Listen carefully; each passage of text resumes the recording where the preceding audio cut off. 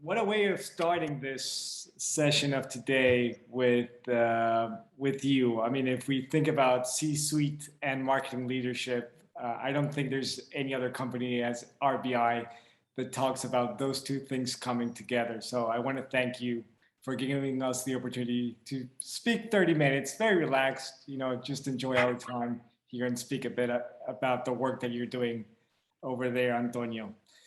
So just Thanks for having me, guys. I'll give you the word. So just as an intro for everyone, Restaurant Brands International, they have 3 brands underneath the corporate brand. That is Burger King, Popeyes, and Tim Hortons. They're present in more than 100 countries with those brands. It's a $33 billion company in terms of sales every year. And they have more than 27,000 restaurants around the world. So as a startup, to introduce yourself, Antonio, if you can tell us a bit about yourself. And I'm going to ask you, what does the CMO at RBI do? And now being the chief, I have to read it, the chief brand officer for Burger King. If you can talk a bit about that to start. Again, thanks, Iggy, and thanks, Brand Innovators, for having us today. Yeah, a little bit about myself. So I'm Antonio, I'm Portuguese. I started my career a long time ago, maybe too long ago, at Danone, Portugal. And then I did my marketing career, Portugal, Spain, Poland, and lastly, I was a vice president in the marketing team in Paris. So then I moved to RBI, so I'm now 2 years in this great company. Yeah, that's a little bit about me. I'm married, I have 2 kids, I love traveling, and I love my job, so yeah, to your question, concretely, well, we fundamentally focus on growing the business and the sales, right? This is the key thing that we obsess. We really put our energy in finding all the opportunities, obviously, to strengthen the brand equity across the 3 brands, driving the right communication, engaging, relevant communication that is able to strengthen the brand equity, obviously, while connecting with the consumers. Another big pillar of our work is innovation, right? So how do we, finding the right consumer insights and how we translate this into product innovations that are meaningful for people's lives. Another big pillar is also something that we're focusing very much these days is how can we improve the guest experience, not only in the restaurants, but more on digital as well. Because, after the pandemic, I think all the industry had an explosion on the remote channels, on digital. So everything related, obviously, with your experience in the restaurant, the staff is motivated, they're welcoming, they serve you well, the food is properly done, you don't wait, high quality experience. And then on digital, again, the same logic, also the channels are seamless, easy to use, personalized. So all this work on guest experiences is very central to our job. What can I say more? On Chief Brand Officer for Burger King, what's the job about? How does I think being a CMO? Yeah, so it's very fresh. I just started this new appointment, so literally 2 days ago. So I think what's changing is, changing is the scale, right? Up to now, I was focusing on EMEA, and now it's a global role. It's true that also in EMEA, I was more focusing on obviously important strategic work, but more rolling out, implementation, acceleration, connecting with the local insights, etc. at the global level, I think it's going to be more strategic work, you know, on branding, on positioning, on the key platforms for innovation, and how again we can step change the service and the overall guest experience, right? But all in all, I would say that in collaboration with our local partners, our local franchisees, the creative agencies, our suppliers, and so on and so on, the main focus is drive the business, strengthen the brand equity, drive innovation, you know, and the guest experience more and more central in the agenda. Super. One disclaimer, sorry for the ambulance. You know, we're in Paris, ambulances are quite loud. So apologies if that noise comes in. And yeah, so your job as chief brand officer is very premature. So, you know, you're discovering it. So I'm not going to push on those questions because, as you said, you're kind of figuring it out right now. And just an anecdote, Antonio was saying to me that, you know, his day has now stretched, you know, a lot. So he's now also working over the night to connect with the US. So I hope you're getting some sleep, Antonio, over the last 48 hours. Yeah, most of the team is there, right? So the global team is based in Miami, most of it. So yeah, I'm doing a little bit of double shifts these days, but it's fun and super exciting. Also discovering the team and so on and so on. So it's fantastic. And talking about fun, one of the biggest marketing celebrities in the world has been Fernando Machado. Yes, and I'm sure he has left a big legacy at RBI about how to drive marketing and about how to push ideas. Can you tell us a bit about that legacy and then what are the things that we, you know, probably should know about the, you know, what people have been brought up with having someone like Fernando as a leader of marketing? Yeah, well, Fernando is Fernando, right? So I think it's one of a kind, and everybody knows him, and he's in my opinion, is a genius. And you know, his work was celebrated globally, like I said, with so many accolades that is almost an infinite list.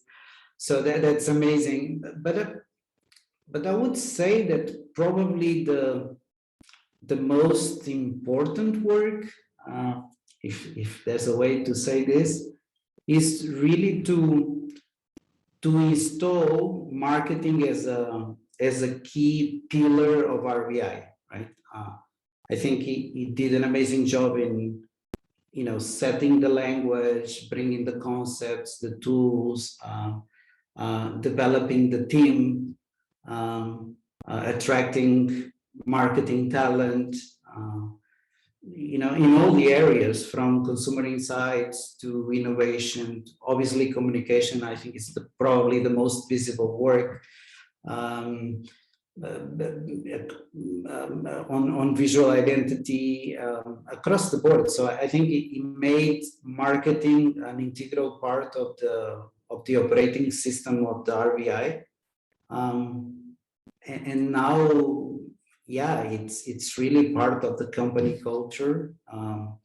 And marketing is seen as a driving force to actually achieve or to grow in the direction of our big dream at RBI, which is to create the most loved restaurant brands in the world. So I think, in summary, I think he made marketing a key pillar of the company culture and the way the company works. Yeah. Let me ask you a bit, push on that a bit more. So this talks about C-suite and marketing, right? You know, what Antonio, I think, did for a lot of marketers around the world was introducing the importance of, you know, reintroducing the importance of marketing into the C-suite. So how does that relationship work at RBI between marketing and the C-suite? I mean, you're in the C-suite, so how is that dialogue happening up there?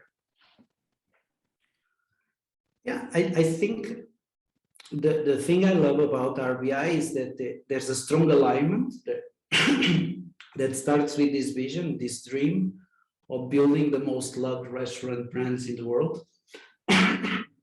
Excuse me. So I think that that's where everything starts, right? So we share that dream.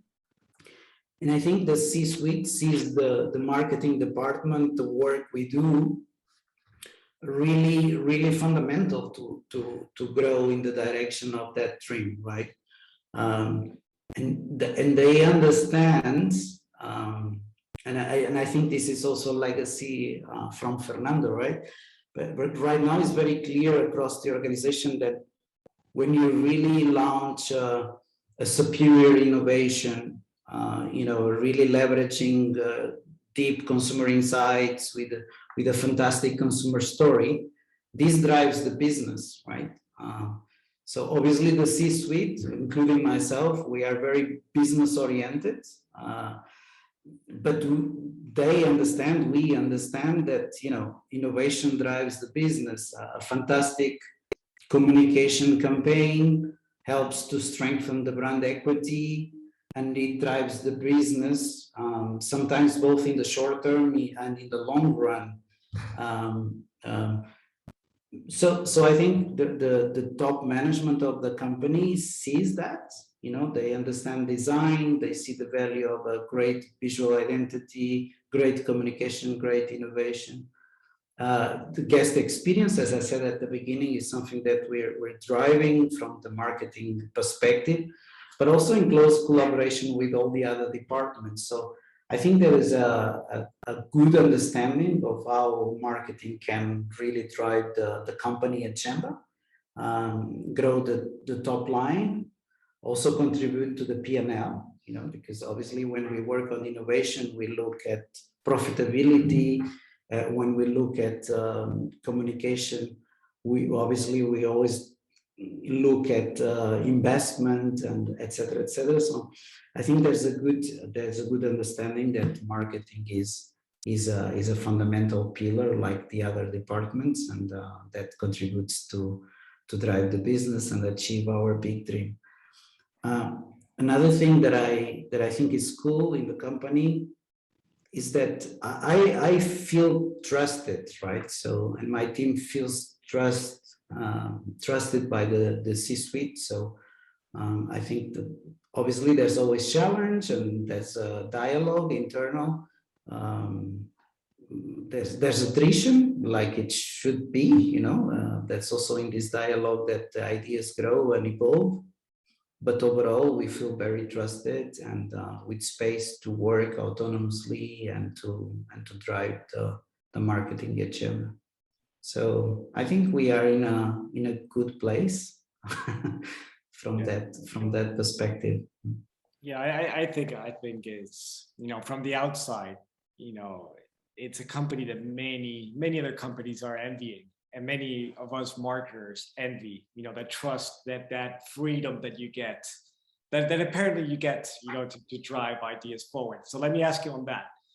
Being at the speed of culture, that's one of the things that you always see with Burger King is, Popeyes is important, so maybe it's the same thing happening with those brands.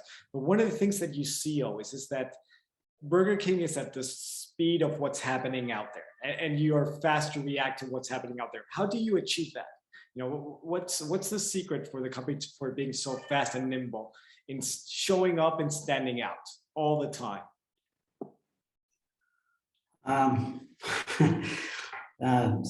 Yes, it's becoming intuitive for us. Let me try to explain it in a sharp way, right? Sometimes these things, they become part of your DNA and you don't know exactly how to verbalize it, but let me try to be succinct here for the audience. I think the fundamental thing is really to understand deeply the brand positioning, right? To be all the teams, they, even independently of the specific areas they are working on, if it's innovation, communication, design, or media, or independently of the area itself, I think all the teams, they really live deeply, understand the brand positioning, right? What the brand stands for, the values, the brand personality, the tonality. So I think that's fundamental, right? And then the second thing is that everybody is quite attentive what's happening in the news, in culture, right? So, and I think the moment we see something that you know, in the news cycle or happening in culture or independently of the source, let's say, of that event, the moment we see something that we see that can be BK or that can be Popeyes or Tim Hortons, we try to jump on it, you know, because it makes sense for the brand, makes sense for the business. We can connect with that. So that's a little bit the internal perspective, if you want. The same happens with our creative partners. So they fully understand the brand, and they're always very attentive to what's happening, right? So, and with that, let's say, intersection of really understanding the brands and being attentive to what's happening outside, we just do it when there's an opportunity. So I don't know, a couple of examples I love trying to illustrate here. So in France during the pandemic, the industry was suffering, not only BK, our main competitors, but all the restaurant industry. You know, the restaurants were just closed. You know, there was not a question of a drop in business. It was like a 100% drop in business. So as you can imagine, that's very painful. And the only way that the restaurant industry had to survive was actually to leverage the remote channels, digital, to do still some business, right? Delivery was at some point in time, was literally the only possibility to do some business.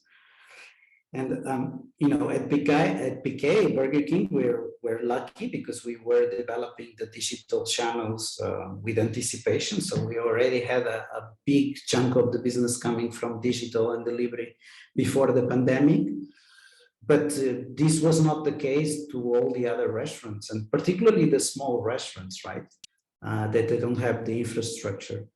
So that, you know, understanding this societal issue or industry issue, and also the concern of the French population of not knowing if the restaurants could collapse, or and so on and so on. So something that was very central to the news cycle in that moment. And also knowing the brand. So the French team, what they did is they started with a campaign. You know, in the Sunday papers, a very simple campaign, a great copy from our creative partners, but actually, you know, asking the population to, you know, to help the restaurant industry by ordering, you know, whatever food they liked, being BK or being the local sushi shop or being the local baguette or whatever. So we started this campaign promoting for people to order from any restaurant. And the headline, we made it, we made it with the headline of order from McDonald's, order from whatever restaurant you want, order from BK, because our offer is amazing as well, but basically order. And we made our digital channels available for the small restaurants that didn't have the digital infrastructure to advertise their food. So I love this example because it's something that is very, you know, alive in the society, is a big tension, is a concern. It's something that fits the brand positioning, the brand tonality. And the French team immediately jumped into it, did this campaign that became very popular because, you know, you were connecting with something that was quite relevant for the French population.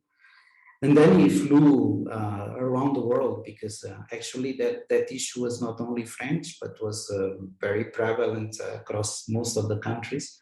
So that campaign was used in several geographies, became very popular. I think it's a good example of understanding the brand, understanding the insights, and jump into it. Yeah, absolutely. By the way, we're going to have 5 minutes for questions. So if anyone has questions, just type them on the chat, and we'll try to take them at the back end. But there's so many things that I wanted to ask Antonio that let's hope that we have time to do everything. Antonio, you just walked around, working with the industry, the way that Burger King works with the industry. And one of your arch rivals that also gives a lot of meaning to Burger King is McDonald's. Yes. And we've seen Burger King being very cheeky, right? Kind of playing with McDonald's many times on, whatever is happening in culture and, kind of augmenting your share of voice with them. So I wanted to ask, how does that, how do you work when you need to go and talk about McDonald's or Wendy's or, some of your competitors? It's a good one. But I think the fundamental, the starting point is a deep respect from regarding our main competitors, right? So it's a deep respect that they do a great job. They lead the category. So everything starts from that premise, right? We don't want to go over the line, right? So it's always with a logic of deep respect. And then when we see an opportunity that we can, from this respect perspective, that we can leverage something regarding our competitors that is true to BK and fits again our positioning. Like I was saying before, we tend to jump into it, again, respectfully, but tongue in cheek and sometimes a little bit edgy. Everything that fits our strategic agenda, we do it, right? So sometimes it's an internal reflection. Obviously, we want always to be, like I was saying, not going too far, because at the end of the day, again, always from a respectful perspective. I love an example that we had in the Nordics in Finland. Part of the BK brand positioning is about authenticity in people, right? So, and we are all in for diversity. Everybody is welcomed. We respect everybody in the same manner, etc. So, and usually we do a sponsorship of the Pride Parade. And I love to, what the Finnish team did. I'll try to show it here in the screen. Maybe it's not the best way for our audience, but here we goes with the iPad. Let's see if it works. So, yeah. Yeah. So, right. So, I don't know if you guys can see. What does the headlight say? Love conquers all. It was in the context of diversity and everyone is welcomed and diversity and inclusion, and it felt correct, right, with this message of love conquers all, to leverage our mascot and our main competitor's mascot. I think it's an example again within the logic of respecting the competitors, but also trying to have an engaging messaging communication that fits our brand positioning and help us to convey our strategic messages outside. Excellent. Thanks, Antonio. I have one question, and I'm not going to leave it to the end because I think it's really good. Don't worry, it's not provocative. I think it's a very timely question. So we got it from Nadia Shipitsina. And it says, hi, Antonio, did marketing and media in particular become more important for RBI since pandemic has started? I mean, I don't know if it became more important, right? Because I think what happened is like what happened with the pandemic fundamentally is that with the restaurants closing or forced to be closed due to the restrictions, what became very central was the fundamental importance of digital, right? The digital channels. So to the question, I wouldn't say that marketing became more important.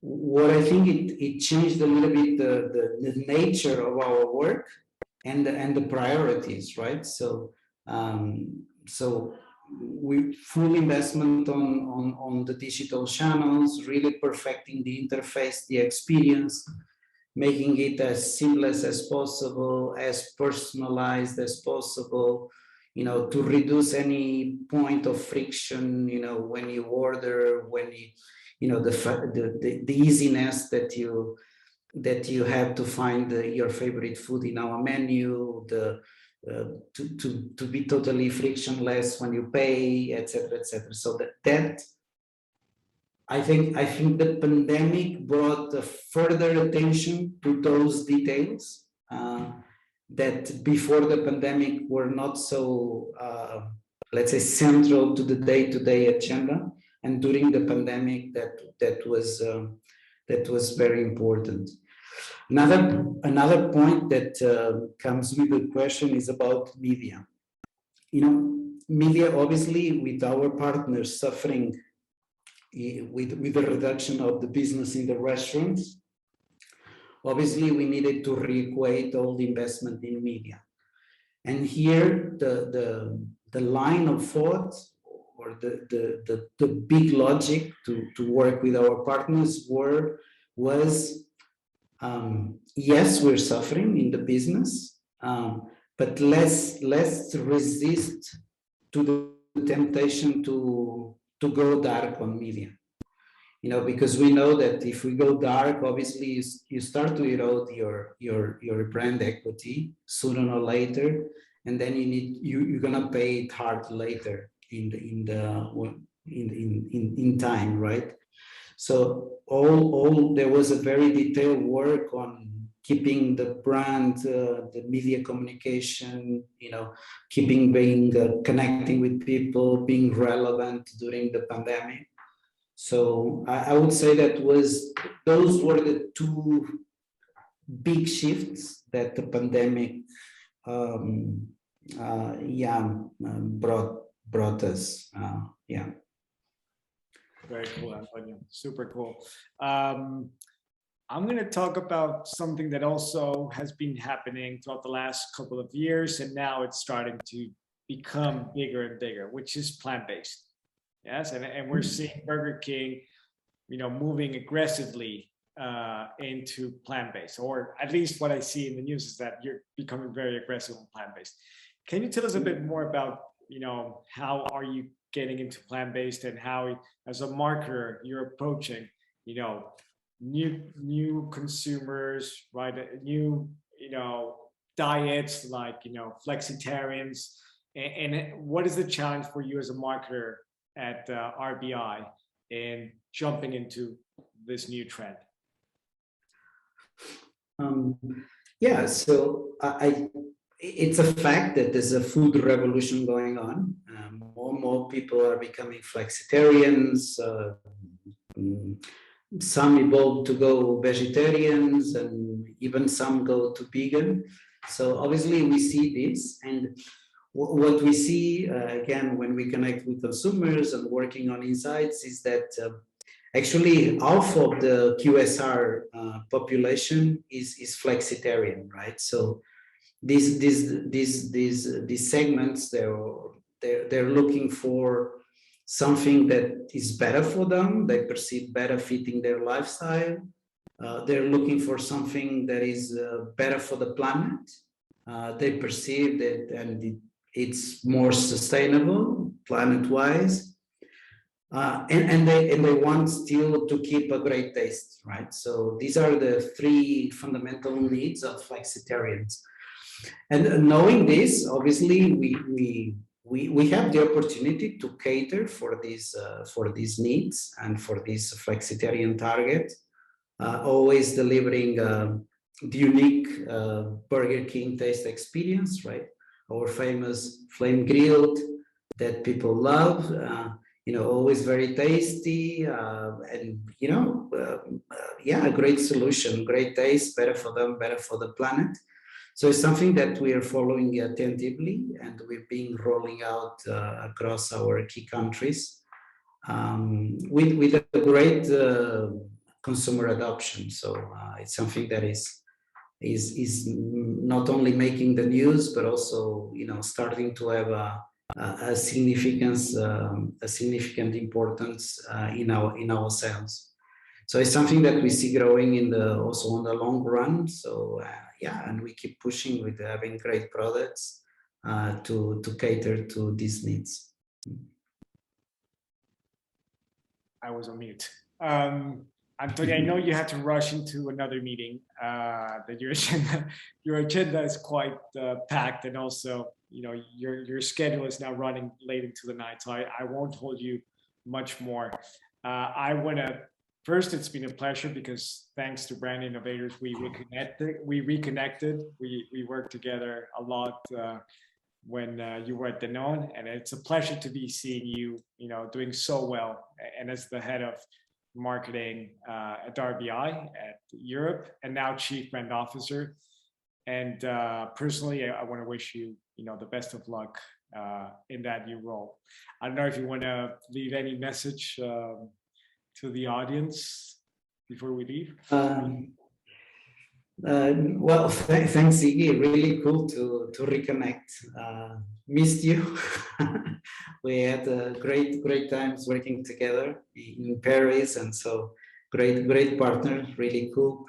To the audience, guys, we have a lot of opportunities, so you know where to find me. We're looking for great marketing talent, so very keen to keep in touch, and maybe there's opportunities to join RBI.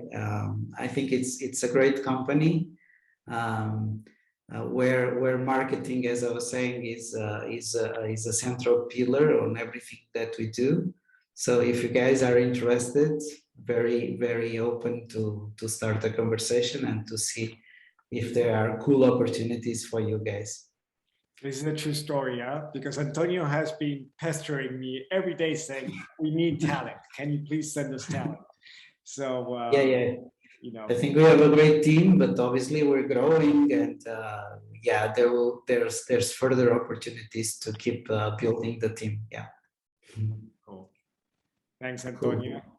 Thank you very much for your time. Thanks, Iggy.